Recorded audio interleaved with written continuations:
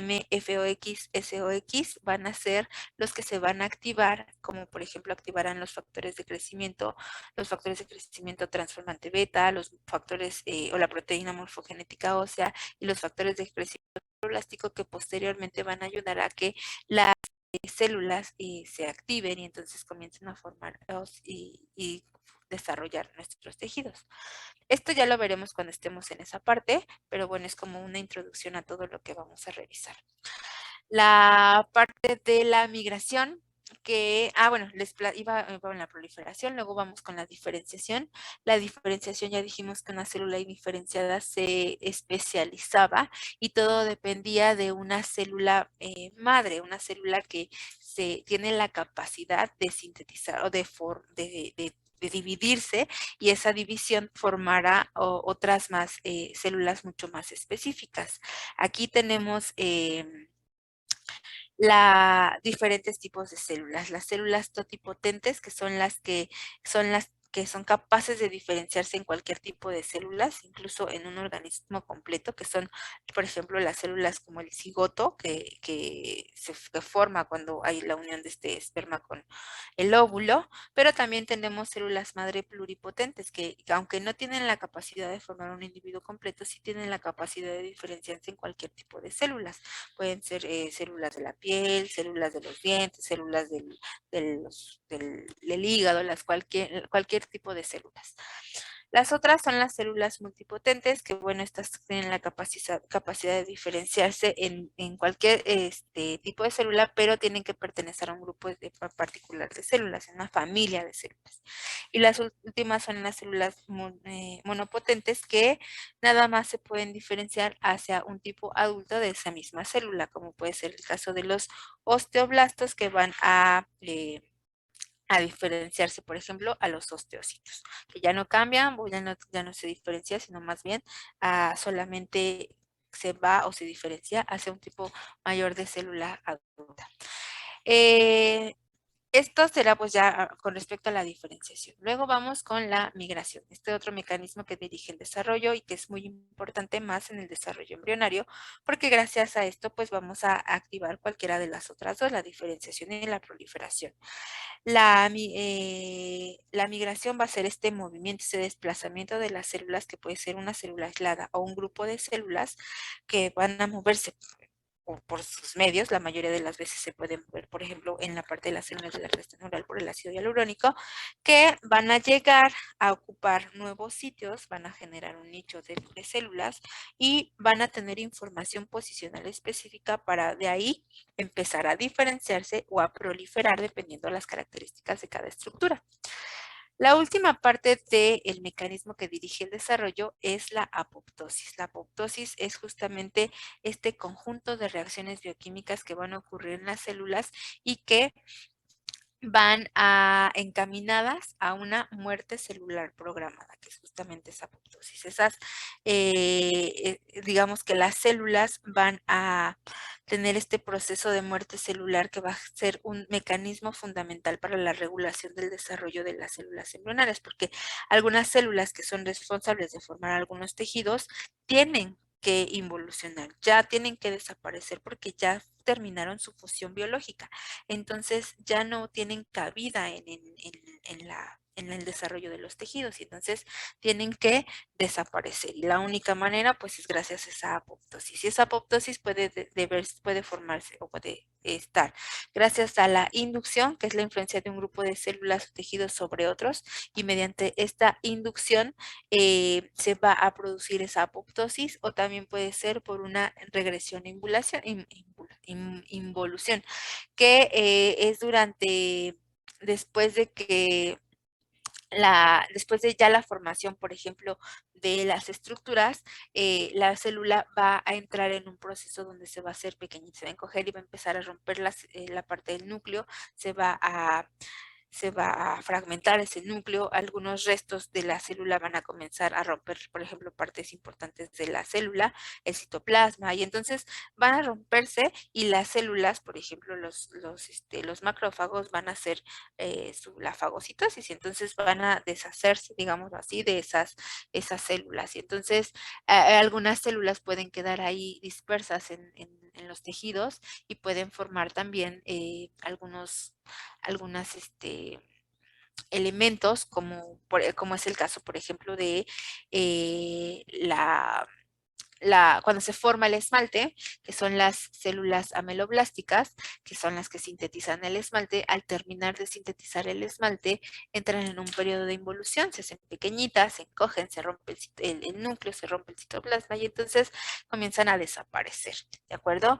Y algunas veces quedan ciertas células del nudo del órgano del esmalte, del cordón de esa formación del esmalte, y pueden ser conocidos como restos del epitelio reducido del esmalte. Y entonces ahí pues, son estructuras o elementos que a la larga, si están presentes durante mucho tiempo, también nos pueden desarrollar algunas lesiones en la parte de las estructuras, en particular hablando del esmalte, las que les mencionaba, pues pueden estar pueden formar quistes por esos restos celulares gracias a esa apoptosis que se desarrolla.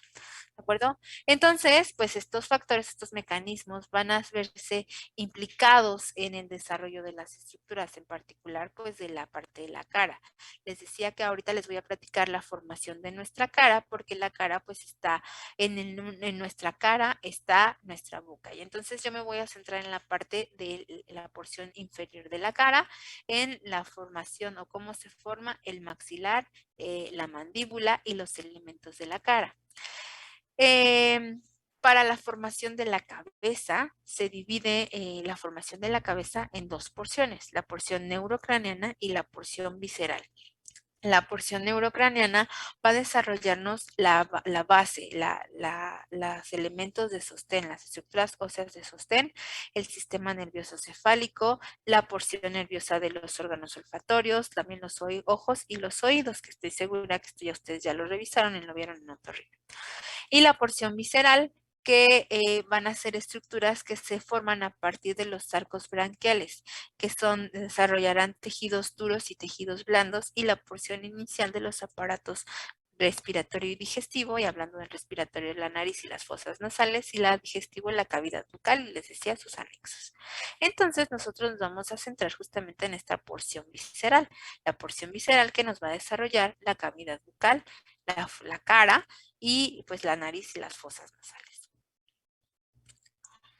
¿Qué es lo que va a pasar acá? Bueno, a partir de la semana 18, perdón, del día 18, la semana 3, 4, hasta la semana 37, algunas células neuroectodérmicas que se encuentran dispersas en los bordes laterales del canal neural no se incorporaron al tubo neural y forman unas células que se denominan células de la cresta neural. Acá están estas celulitas, aquí.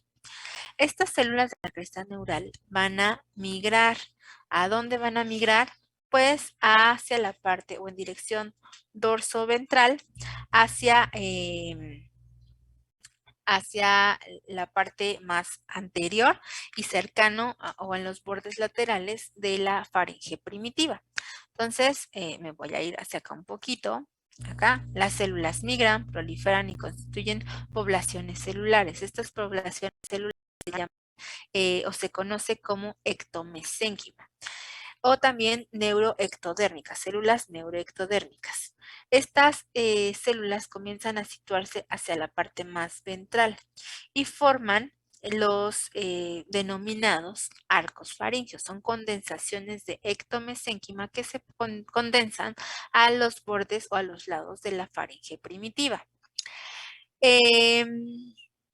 La migración les decía que va a pasar entre la semana 18 y la semana 37 Y este desplazamiento, estos movimientos son regulados por factores que van a ser factores como el proteoglucano, el colágeno, ciertos iones y algunos líquidos como el ácido hialurónico, que por su capacidad hidrofílica nos va a favorecer el desplazamiento de las células hacia los espacios intercelulares. Estas células, perdón, cuando ya alcanzan su destino, su posición más ventral, va a producir un incremento en la producción de hialuronidasa que va a detener la actividad del ácido hialurónico para que las células ya se contengan o se centren en ese espacio y haya una cohesión celular. En este periodo, en este espacio entre la semana 18, perdón, entre los días 18 y 37, vamos a tener mucha susceptibilidad. Ese mecanismo es muy sensible a la acción de ciertos agentes teratógenos. Es por eso que en esta etapa pueden producirse malformaciones maxilofaciales congénitas, porque es muy susceptible a ciertos, pueden ser medicamentos, pueden ser sustancias que van a alterar esa migración, esa capacidad del ácido hialurónico de facilitar la migración de las células de la cresta neural. Entonces, si hay, es muy susceptible esa superficie, esa sustancia, digámoslo así, esto lo vuelve muy vulnerable y entonces es mucho más susceptible a presentar malformaciones maxilofaciales en este periodo. Entonces, desde la semana 4 hasta la semana 12 aproximadamente, es donde más tenemos riesgo de presentar así alteraciones maxilofaciales. ¿De acuerdo? Ahora, esta condensación de células en la parte más posterior, pues se van a denominar arcos faringeos o arcos branquiales. Esos arcos faringeos, les decía que son estructuras preponderantemente mesodérmicas o ectomesenquimáticas que están dispuestos a modo de hendidura a ambos lados de la faringe primitiva. Entonces, acá tenemos nuestro tubo neural, si viene para acá, las células en sentido dorsal central van a estar a ambos lados de nuestra faringe primitiva, que nuestra faringe primitiva está en esta parte de acá. Y entonces, va a ocurrir esta migración, va a comenzar a partir de la semana 4 aproximadamente. Entonces, como definición, los arcos faríngeos son proliferación de mesénquima que se condensa formando barras en dirección dorso-ventral y que van a desarrollar las estructuras de nuestra cara, ¿de acuerdo? A ambos lados de la faringe primitiva, y esta condensación comienza a partir de la semana número 4. Histológicamente, estos arcos faríngeos están constituidos por un núcleo mesenquimatoso que va a tener una masa de células ectomesenquimatosas provenientes de la cresta neural. Va a tener, acá están, una barra cartilaginosa, un elemento muscular que va a venir de sus occipitales, un nervio craneal específico, que este nervio craneal específico viene del neuroectodermo del encéfalo primitivo, una arteria y un elemento muscular, ya dijimos, una barra cartilaginosa, un nervio craneal específico, y está revestida en la parte externa por ectodermo y en la parte interna hacia la faringe por endodermo. ¿De acuerdo? Están separadas cada una de estas condensaciones mesenquimatosas por unas hendiduras en la parte externa y unas bolsas en la parte interna que se llaman hendiduras y bolsas faríngeas. Las hendiduras y las bolsas faríngeas también nos van a desarrollar estructuras de la parte posterior de nuestra carita. Bueno, más hacia el cuello. Voy más hacia acá. Y entonces, hay estructuras que van a derivar de cada uno de los arcos faríngeos. Estas se las dividí en un cuadrito y se las puse como elementos cartilaginosos y óseos y estructuras musculares y nerviosas. Los arcos faríngeos se van a desarrollar, pero los que más desarrollos, olvidé mencionarles que son 6 arcos faríngeos y esos últimos 5 y 6 no van a desarrollar estructuras. El primer arco faríngeo es el que más estructuras anatómicas va a desarrollar, seguido del segundo arco faríngeo y así tercero, cuarto. En el diagramita que tenemos aquí es como podemos ver que este es un poco más grande, que es el primer arco faríngeo, el segundo arco faríngeo, el tercero y el cuarto que nos estructuras de la parte media, del tercio inferior de nuestra cara. El maxilar, la mandíbula, los laringeos.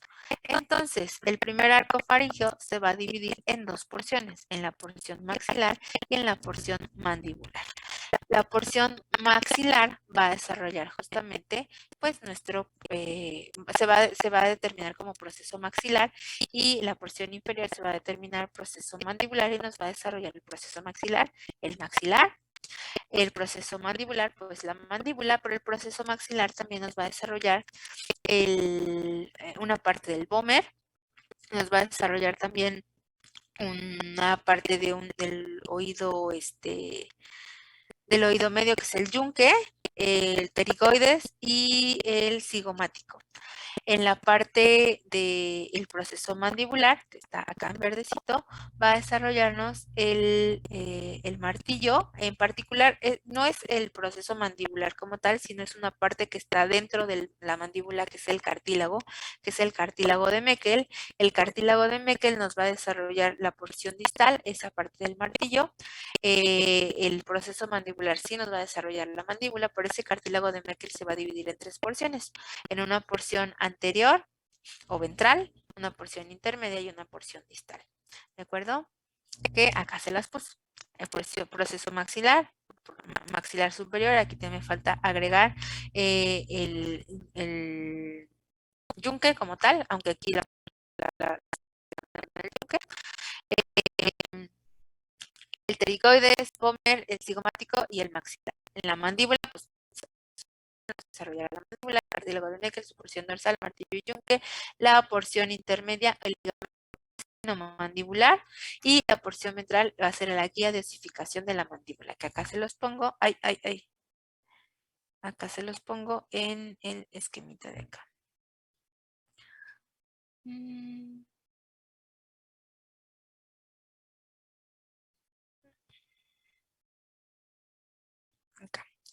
Acá está el proceso mandibular, el segundo también se conoce como arcoídeo, el tercero y el cuarto. No se desarrollan simultáneamente, sino va desarrollándose uno primero que otro, y el que más se desarrolla, les decía que es el primer arco faríngeo. El primer arco faríngeo nos desarrollará este tercio medio y tercio inferior de nuestra carita. Maxilar, mandíbula, porción escamosa del temporal que viene a partir de esa parte del proceso mandibular. Nuestro cartílago de Meckel, ¿de acuerdo? Nuestro proceso maxilar, el yunque, el pterigoides, el vómer, el maxilar y el cigomático. Y por eso pterigoides. De la mandíbula, nuestro cartílago de Meckel con sus tres porciones: porción ventral, la guía de osificación de la mandíbula; la porción intermedia, la porción intermedia del ligamento esfenomandibular, y la porción posterior, el martillo. Y el yunque, en algunas bibliografías encontramos que el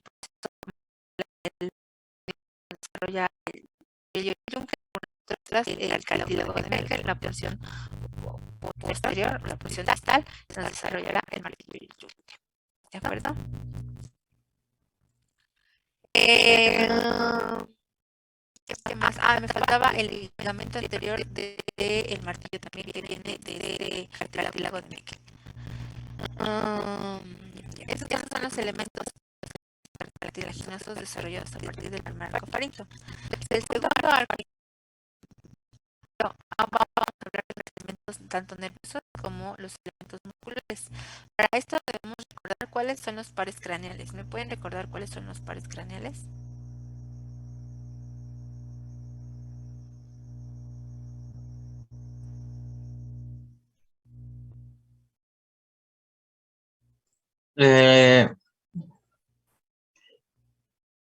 Bueno, pues es que aquí ya los viene. El olfatorio, el óptico, el oculomotor, el troclear, trigémino, el facial, el accesorio, el vago, el hipogloso, Ok, glosofaríngeo.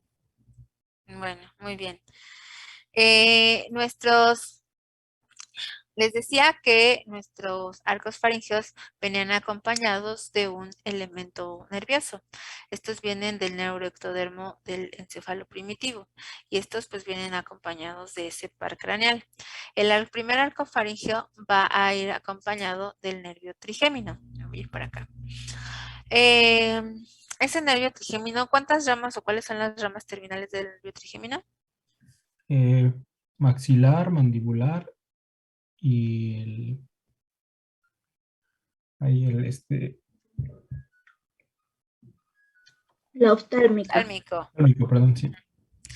Exacto.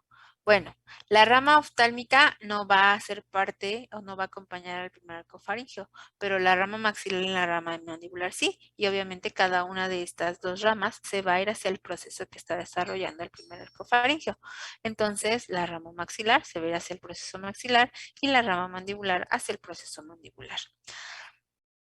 Y entonces pues ya nos desarrollará justamente, o bueno, vendrá acompañada, recoger la parte de la sensibilidad, tanto motora como sensitiva de la mandíbula. Hablando de esos elementos, en cuanto a elementos musculares, el primer arco faríngeo nos va a desarrollar los músculos masticadores. Les decía que los músculos vienen de somitas occipitales y que van a venir hacia la parte de atrás, hacia la parte anterior, y que van a diferenciarse también ese elemento muscular y que a partir de ahí pues vamos a desarrollar ciertos músculos. Los músculos masticadores van a ser los músculos que van a derivar de este primer arco faríngeo.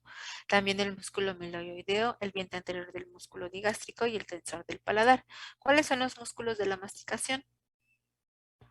Serían el temporal, el massetero, los pterygoideos, interno y externo.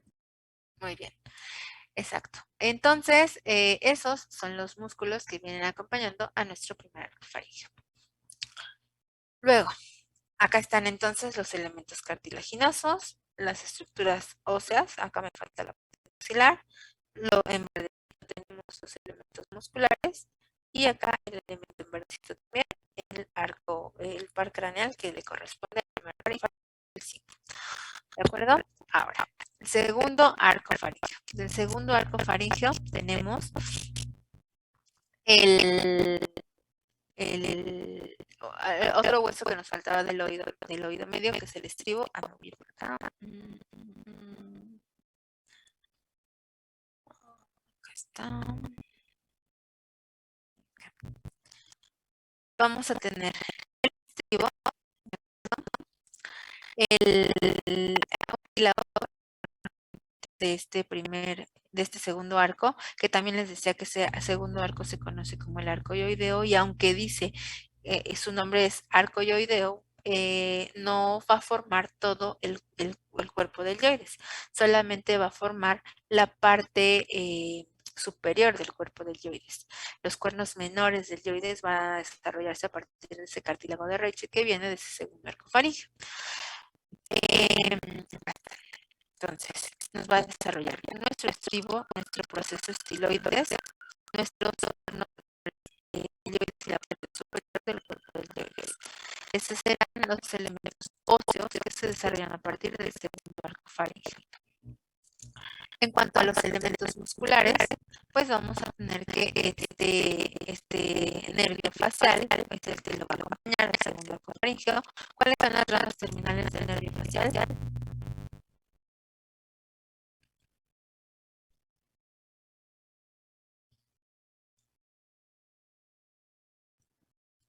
Sería el temporal, el cigomático, bucal, el marginal de la mandíbula y el cervical. Exacto.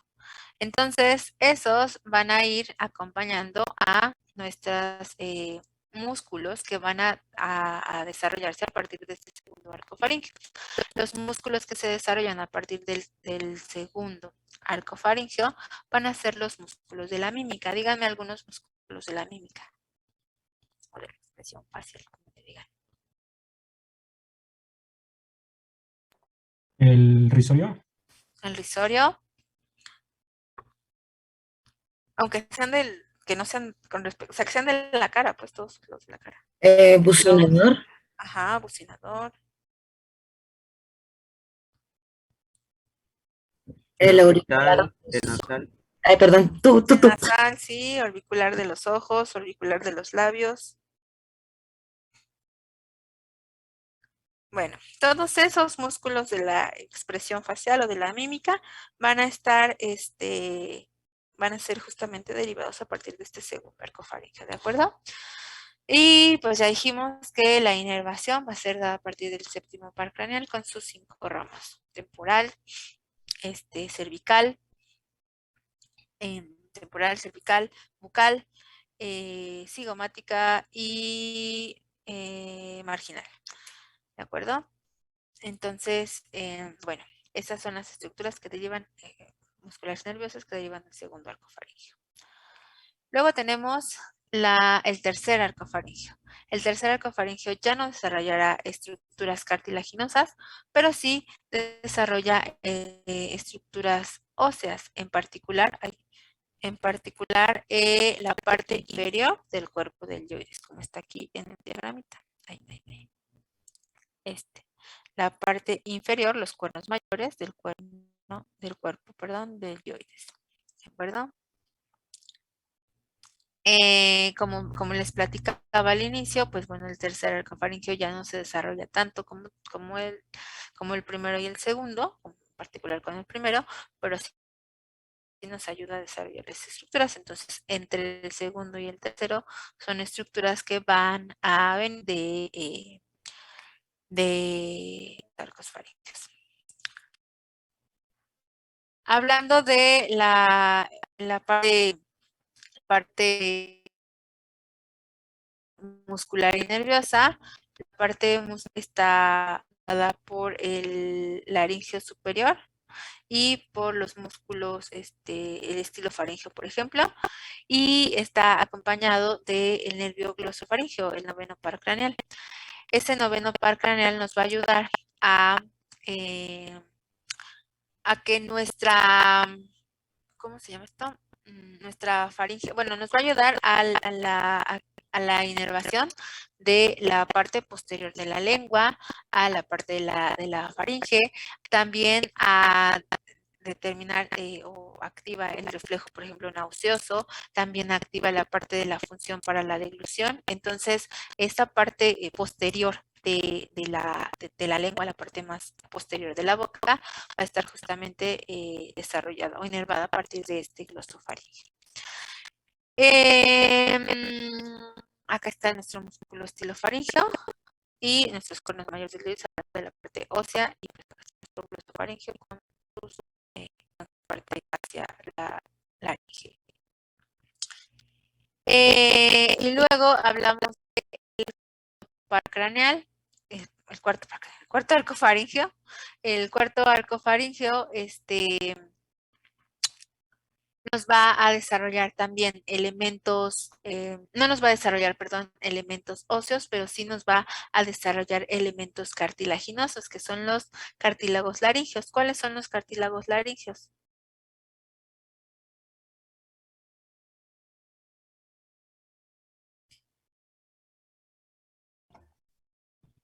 El cricoides, Ajá. aritenoides, me Ajá. parece. El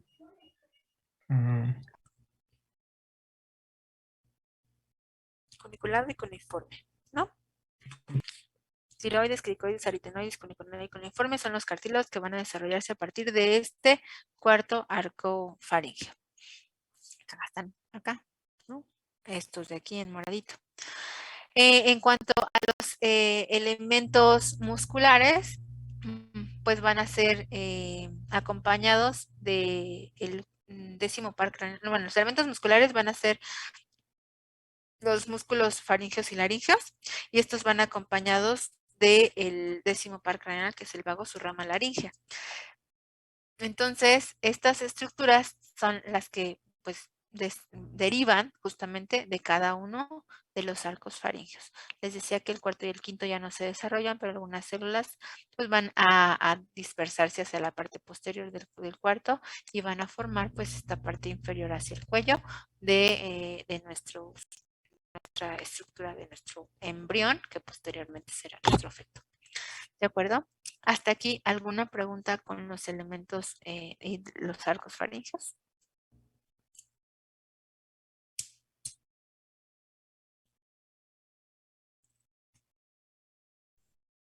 No, profesora. No, doctora. Doctora, gracias. Muy bien, muchas gracias. Bueno, pues ya acabé la clase. Hoy vamos a...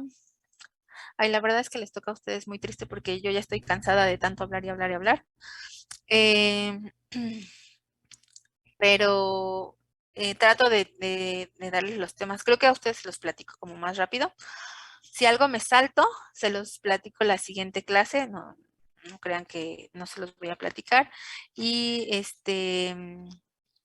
porque a veces se me olvida, se me va el avión de las 3 veces que ya, bueno, que ya lo dije el día de hoy, pues a veces siento que ya se los platiqué y no se los he platicado. Pero vamos a dejar nuestra clase hasta aquí. Vamos a dejar la tarea. Nuestra tarea será la siguiente. Nosotros tenemos, y bueno, voy a platicarles tantito de aquí antes de que empiece la tarea. Tenemos estructuras que derivan justamente de nuestras bolsas y nuestros surcos, los que dividen justamente por la parte externa y por la parte interna de cada uno de los surcos faríngeos. Van a ser 5 bolsas faríngeas y hendiduras que van a dispersarse y que después se van a alargar para formar la parte del cuellito. Estas bolsas y estas hendiduras o surcos nos van a formar, les decía, estructuras. En particular, hablando de la primera bolsa y de la primera hendidura, vamos a desarrollar un pequeño nicho que va a unir la primera bolsa con la primera hendidura, o sea, esta bolsa de acá, esta hendidura de acá, se van a unir y van a formar lo que va a dar lugar al conducto auditivo externo. En su parte distal forma el tímpano primitivo. Me voy a cambiar de imagen. Acá. En su parte distal forma el tímpano primitivo con la cavidad auditiva media y en la parte proximal forma el conducto de esta parte de acá. ¿De acuerdo? Eso será lo primero que se desarrolla. Esta es nuestra faringe primitiva. Acá porque las hendiduras y las bolsas en la parte interna, ¿de acuerdo? Acá tenemos el conducto tirogloso y entonces esta será la primera unión de nuestras bolsas y nuestras hendiduras. En la parte externa de nuestra, bueno, me voy a primero a la parte interna. La parte interna, hablando de las bolsas, la segunda bolsa faríngea nos va a desarrollar las amígdalas palatinas. Va a desaparecer esa bolsa y va a dejar una parte como una fosa que se llama amígdala. Es justamente lo que después nos va a desarrollar las palatinas. Esto ustedes ya lo vieron, ¿no? Para recordar. Luego, la tercera bolsa faríngea va a tener una parte distal que va a formar el ala dorsal de la glándula paratiroides inferior y la parte ventral que va a formar el timo, ¿de acuerdo? Esta parte de acá. Después, la cuarta bolsa acá abajo va a formar la glándula paratiroides superior, que va a estar en la parte dorsal de la tiroides, acá. Y la quinta bolsa, que está por acá, se va a hacer parte de la cuarta bolsa y va a formar una estructura que se llama cuerpo último branquial. Este cuerpo último branquial va a formar células parafoliculares o células C que van a secretar la calcitonina para pues posteriormente regular nuestros niveles de calcio en nuestra sangre, ¿de acuerdo? Entonces, la tarea justamente va a ser que me expliquen cómo se desarrolla el timo embriológicamente hablando, y las glándulas paratiroides superior e inferior, qué camino sigue, cómo se posicionan alrededor de la tiroides y pues cuál es su función en esta, la función del timo, de la tiroides y las paratiroides. ¿De acuerdo? ¿Dudas hasta aquí?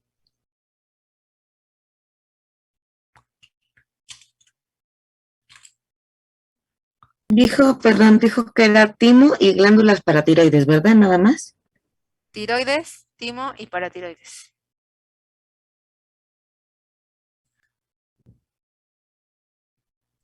¿Vale? De todos modos, ya se los voy a dejar especificado qué es lo que quiero en la tarea cuando se las asigne. Se va a acabar la sesión en 1 minuto. Ya no nos volvemos a conectar. ¿Alguien tiene alguna pregunta? Si tienen alguna pregunta, pues me la escriben. ¿Les parece? Ok, doctora. Sí, gracias. Sí, Si doctora, quieren gracias. si quieren cambiar la clase, también me avisan, ¿vale? Y pues bueno, mucho gusto en conocerlos. Nos escuchamos la próxima semana, el jueves a las 7. Si es que todo queda igual y si no, pues nos acomodamos. ¿Vale? Ok, doctora. Sí, Sí, muchas gracias. doctora. Hasta Gracias, luego. muchachos. Hasta luego. Gracias, hasta luego. Que estén bien, bye.